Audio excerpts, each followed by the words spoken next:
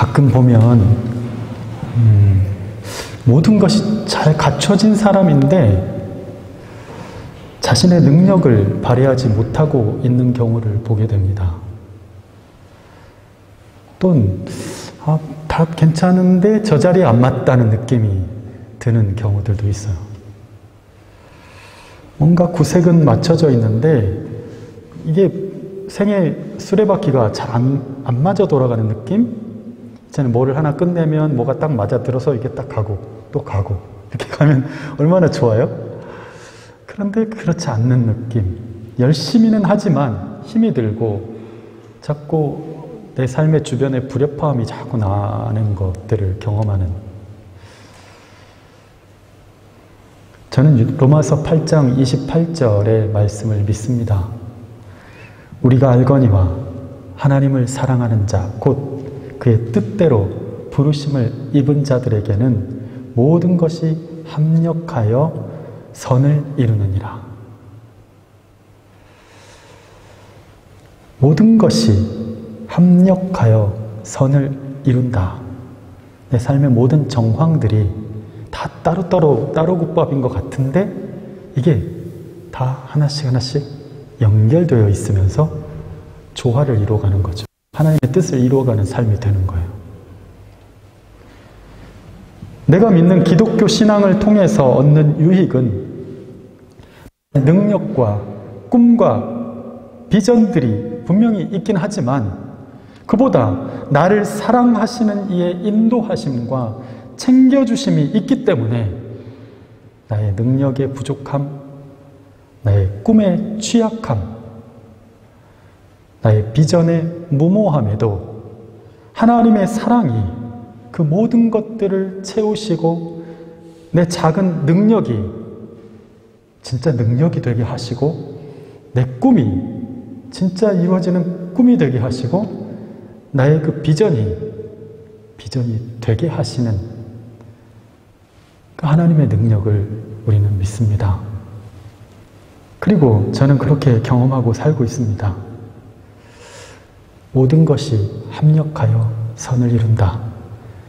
여러분, 여러 가지 어려움 가운데서 조각조각들이 이해되지 않는 상황 가운데 있는 여러분들이 있다면 오늘 모든 것이 합력하여 선을 이룬다 는 말씀 아래에서 오늘 이 사도 바울의 이야기를 들으시기 바랍니다. 그래서 오늘 이 설교의 목표는 물음표가 느낌표 하나로 바뀌는 거예요. 그랬구나. 오늘 본문의 사도 바울은 기독교 역사상에 가장 영향력 있는 인물입니다. 그쵸? 예수님의 복음서를 빼면은 뒤에 부분은 거의 13개의 바울이 쓴 서신서가 성경의 신약 성경을 이루고 있잖아요. 베드로와 같은 12제자들도 있지만 바울은 이방인의 사도로서 선교적인 열정을 갖고 있었고 게다가 신학적인 베이스가 탄탄하게 갖춰진 사람이었어요. 아마도 바울이 이러한 선교적인 열정뿐만 아니라 이론도 갖춰져 있지 않았다면 지금의 우리 기독교의 모습은 없었을 거다. 예수님이 아니었으면 복음이 전달되지 않았겠지만 바울이 아니었으면 기독교가 없었을 것이라고 사람들이 말하는 이유이기도 합니다. 사도 바울은 소아시아, 지금의 터키 지방의 길리기아라는 그 땅의 타르소스라는 곳에서 유대인의 아들로 태어났습니다. 바울은 로마 제국의 시민권을 가진 사람이었어요. 그리고 그 고대 그리스 고전에 능한 사람이었고 유대교의 바리새적인 율법에 대해서도 철저히 훈련을 받은 사람이었어요. 그래서 바리새인과 사두개인들 논쟁에 끼어들었을 때 질 수가 없죠. 철저히 훈련을 받았기 때문에 그게 어떤 장점이 있고 단점인지 다 알고 있었어요. 특히 유대교의 안에서 당시에 가장 존경을 받았던 가말리엘이라는 대학자 밑에서 율법 교육을 받았는데 그 덕분에 구약성서, 예수님 당시의 구약성서라고 하면 지금의 우리가 보고 있는 구약성서 창세기부터 말라기까지를 얘기하는 게 아니고 구약성서 그러면 모세오경하고 예언서를 뜻합니다. 그래서 두 가지를 얘기하는데 율법과 예언서에 능통했고 또 미드라시 같은 미드라시는 지금도 유대교에서 보는 율법 해석책이에요. 그래서 그 이제 성경이 있으면 그것에 대한 해석에 대한 랍비들의 그런 글들이 모아진 그런 책인데 율법 해석에도 능했어요. 그래서 뭔가를 하나 풀어가는 데 있어서 그 해석 작업들을 다 배웠기 때문에 우리에게 귀한 서신서를 줄 수가 있었죠. 그리고 수사학도 그 당시에 학자들이라면 다 배웠던 수사학을 배웠을 것입니다. 이런 철저한 신학교육은 후엘 자신이 몸담은 유대교의 율법을 비판할 수 있을 만큼의 뛰어난 신학자로서 자랄 수 있는 배경이 되었습니다.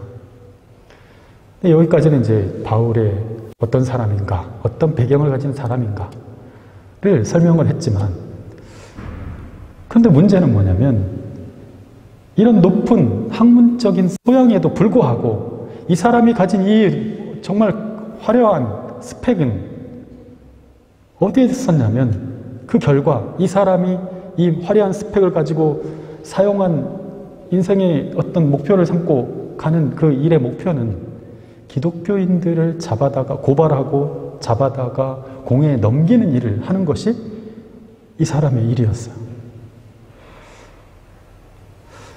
이렇게 화려한 것들을 가지고 결국 이 사람이 하는 일을 보니까 우리는 이 스펙을 보잖아요.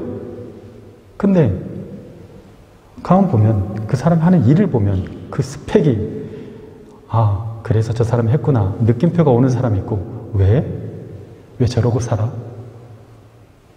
왜 저렇게밖에 못해? 모든 것이 다 갖추어져 있었지만 그는 그가 가진 모든 역량을 사람을 고발하고 죽이고 지적하는 데 사용하고 있는 거예요. 그 수많은 그 학문적인 소양을 가지고 사람들을 지적하고 너 그게 잘못이야. 잘 배워가지고 사람 죽이는 데 쓰고 있는 거예요. 그것도 사명감을 가지고요. 자신의 소양을 가지고 어떤 사람이 유대교를 반대하는 사람인지 아닌지를 구별하고 고발하는 데 사용하고 있었습니다. 그 결과 초대교회 7 집사 중에 한 사람이었던 스데반이 돌 맞아 죽잖아요. 근데 그 자리에도 이 바울이 있었는데 거기서 돌 던지는 사람들 옷을 받아주는 일을 하고 있었던 거예요. 이 바울의 원래 이름은 사울이었습니다. 사울. 그날도 예수 믿는 이들을 고발하기 위해서 살기가 등등한 채 다메섹으로 가던 길이었습니다. 사울이요. 사울의 이름 뜻은 높은 자. 근데 나중에 불려지는 이름 바울은 낮은 자. 의미가 달라졌죠. 완전히. 오늘 이 다메섹으로 가는 그 사건 속에서 높은 자, 높아지려 했던 자가 정말 낮고 천한 자가 됐어요. 이 변화의 이 시점 안에 이 다메섹 도상에서의 이 원포인트가 있었거든요. 그날도 그 다메섹 도상으로 가면서 어떤 놈을 오늘 또 잡아드릴까? 누가 잘못 신앙생활을 하고 있는지 지적을 할까? 도끼 눈을 뜨고 사람들을 이렇게 쳐다보고 다니고 있는데 그 다메섹 도상에서 갑자기 하늘에서 빛이 확 쏟아집니다. 오늘 차를 타고 오면서 햇빛이 비치니까 너무 좋잖아요, 여러분. 독일 살면서 햇빛 비치는 날 그냥 기분이 좋아. 햇빛을 이렇게 보면서 이렇게 찡그리면서 바라보고 한참 있었는데 너무 좋은 거예요. 근데 그 빛이 너무 밝으면요 눈을 감게 돼. 그죠? 눈이 멀어져요. 만일에 바로 직접 그렇게 받아버리면. 그런데 바로 이 지금 바울에게 하늘에서 빛이 쏟아진 거예요. 얘만 그대로. 낮은데도 불구하고 더 밝은 빛이 쏟아져 버리니까 눈이 멀어져 버리는 그런 상황이 온 겁니다. 사울은 땅에 엎드려졌습니다. 그냥 널브러진 거예요. 이게 무슨 사건인지 모르니까 갑자기. 그런데 그와 동시에 하늘에서 음성이 들립니다. 사울아, 사울아, 네가 어찌하여 나를 박해하느냐. 대답합니다. 이 사건도 지금 눈이 갑자기 멀게 된 것도 지금 갑작스럽고 당황스러운데 어디서 소리가 들려. 그런데 주변 사람들도 성경을 보니까 주변 사람들도 그 소리는 들었더라 라고 얘기해요. 그 압도적인 그 음성 앞에서 사울이 주여 누구십니까? 라고 주여 누구십니까? 라고 반문합니다. 바로 음성이 들려옵니다. 나는 네가 박해하는 예수다. 이 짧은 이 한순간에 엄청난 충격을 받게 됩니다. 이전과 이후가 완전히 바뀌어집니다. 바울의 인생에서 그동안 내가 배웠던 이것을 가지고 사람을 죽이는 데 쓰는 그런 인생에서 사람을 살리는데 이 모든 지식과 소양들을 가지고 사용할 수 있는 반대 방향으로 나아가는 계기가 되는 게 바로 이 다메섹 도상의 사건입니다. 그래서 오늘 본문에도 보면 18절에 눈에 비늘 같은 것이 벗겨졌다라고 얘기하는데 드디어 감춰졌던 것이 보이게 된 거예요.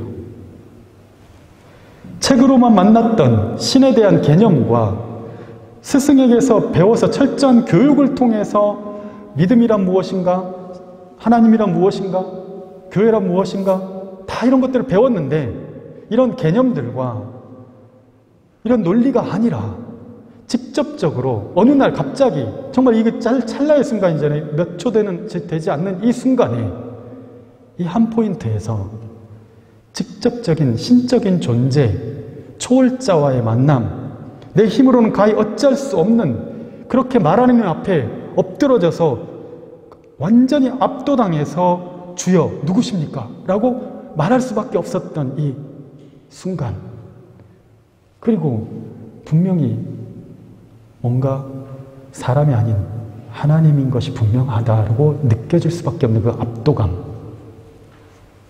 직감할 수밖에 없는 그런 만남이었습니다. 사울은 그동안 계속 높아지려고만 했던 그 사울에서 그 높아지려 했음을 완전히 한순간에 눌러버리는 그 신적인 존재에 압도당해서 나중에는 바울로 살아가게 됩니다. 낮은 자, 작은 자, 큰 자, 크게 되는 것, 더 열심히 예수 믿는 자들을 수색해서 성과를 올려서 자신의 이름에 걸맞게 사는 것, 인생의 성공이라고 생각했던 삶에서 바울, 작은 자, 하나님 앞에서 작은 자가 되는 것, 세상을 섬기는 작은 자가 되는 것, 예수의 피 묻은 복음을 전하는 작은 자가 된 것입니다. 바울의 인생은 바로 그 지점에서 완전히 변화되었습니다. 바로 그 한 포인트에서 완전히 바뀌어버렸어요. 인생의 터닝 포인트, 하나님과의 만남, 하나님의 원포인트 레슨 하나가 완전히 달라지게 한 것입니다. 하나님은 그가 가진 것이 어느 곳에 어떻게 쓰여야 가장 값있게 쓰이는지를 알고 계시는 거예요. 그가 가진 능력들이 어떻게 쓰여질 때 가장 복되게 사용될 수 있는지를 하나님은 알고 계셨습니다. 그리고 그를 직접 만나서 그의 인생의 방향을 완전히 바꾸어 주셨어요. 바른 방향으로 가도록 해주신 거예요. 이미 능력은 갖춰져 있어요. 그런데 이 포인트가 잘못돼서 가고 있는 사람들이 있단 말이에요. 신앙생활도 마찬가지예요. 성품도 좋고 참 훈련도 잘 받았는데 뭔가 이게 결과적으로 열매가 없는 거예요. 대체로 좋은 선생님은 그런 것 같아요. 그 사람이 가진 거 완전히 무시하고 야, 내가 가르친 대로 해. 야, 너 다 틀렸어. 처음부터 다시 해.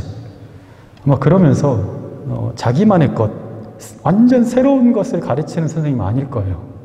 아마 처음부터 배우는 초보자에게야 선생님이 가르쳐준 대로 처음부터 쫙 배우면 되겠지만 지금 독일까지 와 있는 여러분들 최소한 마스터 이상, 바첼러 이상 하시는 분들은 이미 습관이라면 습관, 자기만의 어떤 그 성향에 맞게끔 연주나 또는 어떤 학문하는 분들도 마찬가지로 자기 스타일대로 지금 어느 정도 갖춰진 사람들이란 말이에요. 처음 배우는 사람이면 백지에서만 좋겠지만 새로운 기술을 배우는 것보다는 지금 내가 잘 가고 있는지, 내 마인드에 문제가 생긴 건 아닌지 딱 한 포인트만 바꿔줘도요, 그 사람이 확 달라지는 걸 느껴요. 제가 보니까 대체로 우리 음대생들을 보니까 뭐 독일이든 어디든 선생님 한 분씩 있더라고요. 그래서 꼭 한 번씩 주기적으로 정기적으로 가서 만나고만 오는 거예요, 그냥. 그래서 내가 잘 가고 있는지만 체크만 하고 오는 거죠. 그렇게 하시는 분들이 있더라고. 뭐 가서 뭐 대단한 게 뭐 하루 만나고 와서 대단한 걸 배우고 오겠어요? 점검하는 거, 점검. 특히 뭐 노래하는 분들은 제가 들어보니까 뭐 소리의 길이 있다나? 저는 잘 모르겠습니다만 소리의 길이 있는데 그게 잘 가고 있는지 그거는 이제 계속 들었던 분이 체크를 해줄 수 있는 거잖아요. 많은 설명보다 맞다, 이거다, 이 한마디면 되는 것이죠. 하나님과의 한 번의 만남이 우리에게 맞아요, 하나님, 바로 그거였어요. 뭔가 내 생각의 파편들이 너무 막 흩어져 있었어요. 내 인생의 경험들이 다 흩어져 있었어요. 그런데 어느 순간 하나님을 만나고 나서 뭐 대단한 걸 만난 것도 아니야, 이렇게 말씀 속에서 한마디를 들었어요. 그런데 느낌표 하나가 딱 생기더니 다 연결이 되는 거예요. 합력하여 선을 이루는 거예요. 다 이게 하나님의 뜻 가운데 이어졌다는 것을 깨닫게 되는 거예요. 내가 그동안 이렇게 고생했던 것이 하나님께서 이렇게 하시려고 하셨구나. 그게 깨달아지는 거예요. 소망이 생겨버리는 거예요. 내가 지금까지 왜 그렇게 살았는지, 나 왜 그렇게 힘들었었는지, 나 왜 그렇게 외로웠었는지 한순간 깨닫게 되고 한순간 감격하게 되는 순간이 있습니다. 또 반대로 한순간 지금까지 내가 뭘 해온 것일까? 이렇게 했어야 되는데 이제야 보이는 거야. 이제야. 진작에 이렇게 했었으면 시간을 좀 아꼈을 텐데. 뒤늦게 자기의 길을 발견하는 경우도 있습니다. 바울은 자신이 그동안 철저한 교육을 받고 자신의 신념에 철저히 봉사하는 삶을 살아왔던 것이 잘못된 것임을 깨달았을 뿐만 아니라 이제 자신이 이만한 교육들과 내가 로마의 시민권을 가지고 있는 것과 그리고 이런 조건들을 가지고 있는 것이 어떻게 쓰여질 때 가장 적절하고 가장 효과적으로 쓰일 수 있는지 깨닫게 된 거예요. 여러분에게도 이러한 깨달음이 혹시나 이것 때문에 이런 문제로 인해서 방황하고 가슴을 치고 있다면 하나님이 주시는 느낌표 하나가 오늘 이 시간 강하게 새겨질 수 있기를 예수님의 이름으로 축원합니다. 여러분, 그렇다면 우리에게 필요한 것은 무엇인가? 바로 하나님과의 강권적인 만남입니다. 지금 무엇이 필요한가? 지금 내 인생에 정말 한 포인트 레슨이 필요하다면 어떤 부분일까? 물론 그것을 알았다면 이미 대처했겠죠.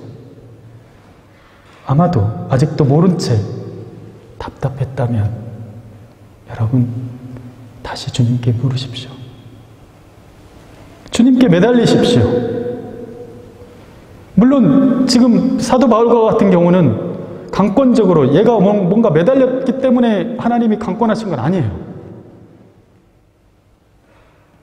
그렇지만 성경 전체를 쭉 보면요, 하나님은 우리에게 계속적으로 기도의 자리로 부르시고 계세요. 왜? 너는 그렇게 계속 헤매면서도 왜 나한테 부르짖지도 않고 기도하지 않고 왜 찾지도 않니? 이사야서 55장 6절에 너희는 여호와를 만날 만한 때에 찾으라. 가까이 계실 때에 그를 부르라 말씀하십니다. 예레미야 33장 2절에 너는 내게 부르짖으라. 내가 내게 응답하겠고 내가 알지 못하는 크고 은밀한 일을 내게 보이리라. 예수님도 산상수훈 말씀을 통해서 구하라 그리하면 너희에게 주실 것이요 찾으라 그리하면 찾아낼 것이요 문을 두드리라 그리하면 너희에게 열릴 것이니라. 여러분, 기도하라는 말이, 부르짖으라는 말이 너무 진부합니까? 매일 하고 있는 것이기 때문에 진부합니까? 아니면 그동안 해봤는데 잘 안 돼서 이미 포기된 상태에서 아, 또 저 소리라고 듣습니까? 여러분, 우리는 왜 이렇게 구해야 할까요? 왜 이렇게 기도하며 살아야 할까? 우리 그렇게 고백하잖아요. 예수님이 나의 길이라고. 예수님의 이름에 능력이 있기 때문입니다. 길이 있다는 것은 예수의 이름을 부를 때 하나님의 내 인생을 향한 하나님의 원포인트 레슨이 이루어지고 내 인생을 위한 원포인트 레슨이 내게 힘이 되는 것은 그분의 간섭이야말로 내 길을 가는 데 있어서 가장 큰 힘이 되어주시기 때문입니다. 날마다 여러분 주님과의 만남을 사모하십시오. 하루에도 어떤 한순간 하나님 한번 딱 건드려주는 그 타이밍 말입니다. 내 인생에 지금 일을 잡을 시작해서 가고 있는 이 가운데 풀려져야 될 그 순간 말입니다. 하나님의 원포인트 레슨이 싹 들어가는 그 순간, 개입이 있는 순간, 하나님의 그 간섭하심, 주님과의 만남입니다. 그분과 날마다 대화하면서 그분과의 교제 안에 있을 때 묶여진 것들이 풀려지는 경험들, 막혔던 것들이 다시 뚫려지는 경험들, 하나님이 개입하심으로 되는 거예요. 우리는 너무나 우리 자신의 어떤 능력을 너무 믿고 있어요. 그리고 그것을 개발하는 데 너무 많은 시간을 들여요. 내 마음에 평정을 찾는 어떤 음악을 듣거나 어떤 명상을 하거나 왜 그렇게 하냐고. 기도하면 되는데 결국은 마음을 정화시켜서 내 스스로 거잖아요. 나의 능력으로 개입돼서 하는 거잖아요. 그게 예수가 나의 길이라고 하면서 여러분, 주님이 여러분의 길이 되게 하십시오. 주님이 여러분의 인생의 원포인트 레슨을 할 수 있도록 내어 맡기고 구하십시오. 그때그때마다 풀려주시는 그 하나님의 능력을 경험하고 오늘 특송처럼 찬양과 감사로 승리할 수밖에 없는 삶. 바울은 하나님을 보는 눈이 없이 자기 생각만으로 살아왔습니다. 내가 이런 공부를 했고 이렇게 했으니까 지금 제일 핫한 이슈가 기독교인들 저 예수를 따르는 사람들을 어떻게 하는 거네? 저 앞에서 내가 가장 선봉에 서서 해야지. 가장 트렌디한 이슈 앞에서 서서 자기가 손을 들고 나아갔어요. 주목을 받았겠죠. 자기 소견에 옳은 대로 행동했어요. 그렇지만 그게 아니라는 걸 깨달았어요. 이제는 사람이 나를 어떻게 볼 것인가? 그것이 아니라 하나님이 나를 어떻게 보시고 하나님이 원하시는 것을 깨닫고 움직이기 시작했습니다. 여러분, 이 유학생활이 또 이곳에서의 여러분의 삶이 어쩌면 다메섹으로 가는 그 길 중에 있는지 모릅니다. 지금 하던 일을 열심히 어떻게든 해서 결과물을 내고 아등바등 정말 바쁘게 가고 있는 그 길 위였어요. 그냥 평범한 어제 똑같은 하루를 지나고 있는 삶이었어요. 그런데 갑작스럽게 나를 찾아와 주시고 강권해 주신 느닷없는 그 은혜가 내 인생을 가장 가치 있고 보람 있고 의미 있게 바꿔주시는 거예요. 그때 느낌 변화가 딱 생기는 거예요. 이래서 하나님이 이곳에 오게 하셨구나. 이래서 하나님이 오늘 이곳에 오게 하셨구나. 이 길을 가게 하셨구나. 여러분, 주님께서 여러분을 그 하나님의 강권하시는 그 계기 안에서 여러분을 만나주시기를 간절히 축원합니다. 주님께서 여러분을 어떤 일로 인해서, 어떤 사건으로 인해서 정말 내 인생의 의미와 방향들이 다시 새롭게 되어지고, 그렇지, 내가 이것 위해서 살아야지, 그렇게 만나주시기를 간절히 축원합니다. 우리는 알지 못합니다. 그러나 주님께서 나를 만나주시고 나를 이끌고 가실 때 내가 바로 그러려고 그런 경험을 했었구나, 모든 퍼즐들이 다 맞춰지고 풀려지는 그런 경험들을 우리가 하게 될 것입니다. 우리는 날마다 하나님의 원포인트 레슨이 필요합니다. 그렇기 때문에 주님께 물어야 합니다. 그리고 부르짖어야 합니다. 구해야 하고 찾아야 하고 두드려야 합니다. 여러분, 기도의 자리를 떠나지 마십시오. 힘들더라도 기도하십시오. 기도하는 자에게 열리는 거예요.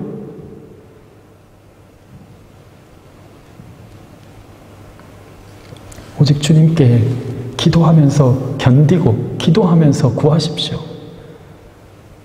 열리는 거예요.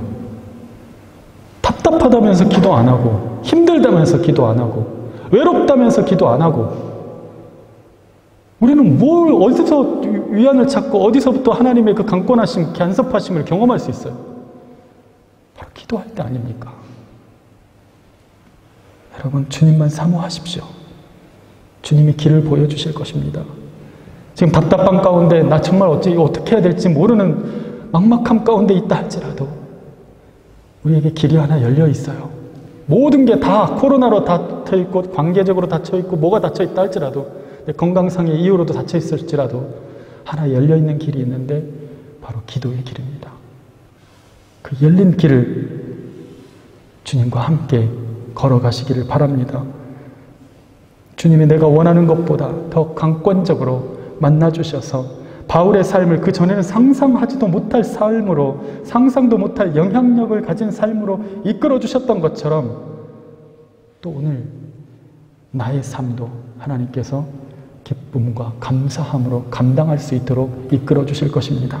오늘 저와 여러분을 그렇게 주님께서 강권하셔서 이제 드디어 내 인생을 바라보던 막막하면 정말 희미하고 흐릿했던 이 비늘이 다 벗겨지고 보여지고 만져지고 느껴지는 그런 우리의 삶, 숨겨졌던 것들이 비로소 드러나고 가려졌던 것들이 비로소 보여지는, 모든 것이 깨달아지고 모든 것이 다 이해되는 그런 하나님의 강권하심의 역사가 저와 여러분의 삶에 곧 그리고 지금 이 순간 임하시기를 예수님의 이름으로 축원합니다. 같이 한번 기도하겠습니다. 여러분, 이 시간 간절히 하나님께 구하십시오. 주님, 나는 주님이 필요합니다.